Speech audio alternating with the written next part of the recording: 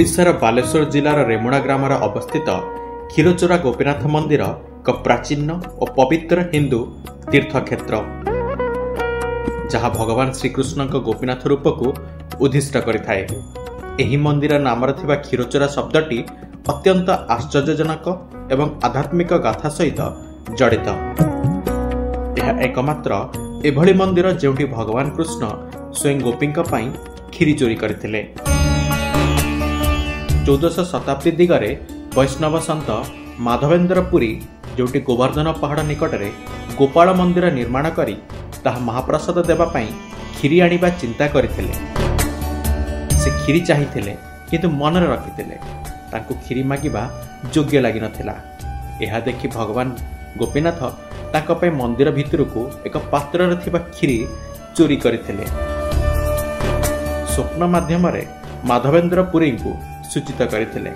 परदिन सकाळे से क्षीरी पाइले एवं भावुक होई एही मंदिर को एक विशेष महत्व देइथिले। क्षीरचोरा गोपीनाथ मंदिरर गठन शैली उत्कल शिल्पर अनुष्ठानीय दृष्टांत। श्रीमुख्य मंदिरर एक शिखिर शैली रे गढ़ा जाइछि, जहार उपरे अनेक नक्शा काम और देवादेवी मूर्ति अछि। मंदिर रे भगवान श्री गोपीनाथ सहित राधा और ललित मूर्ति भी पूजा पाउछंती। एठी प्रतिदिन भिन्न भिन्न प्रकार भोग तैयारी होइथाय और भगवान को निकट में निवेदन करा जायथाय।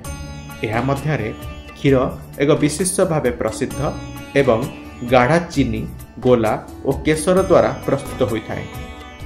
एही प्रसाद महापवित्र भावे ग्रहण करा जाय। एही मंदिर केवल एक धार्मिक स्थल नुहे, यह एक आध्यात्मिक केंद्र जेउठी भक्ति सेवा और वैष्णव पारंपरिकतार मिलन होइथाय। मंदिरर परिवेश अत्यंत शांतिपूर्ण और मनोरम अटे।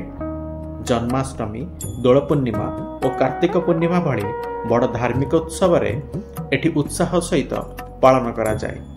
एही समय रे अनेक भक्त और पर्यटक ओडिशा बाहर भी आसी थांती। क्षीरचोरा गोपीनाथ मंदिर केवल भक्तिर गाथा नुहे, यह हेउछि भारतीय धर्म संस्कृति और आध्यात्मिकतार एक अमूल्य अंश। जेकोसी भक्त किंबा पर्यटक पई एठार दर्शन करने अत्यंत करुणामय शांति आनंद आनी देइथाय।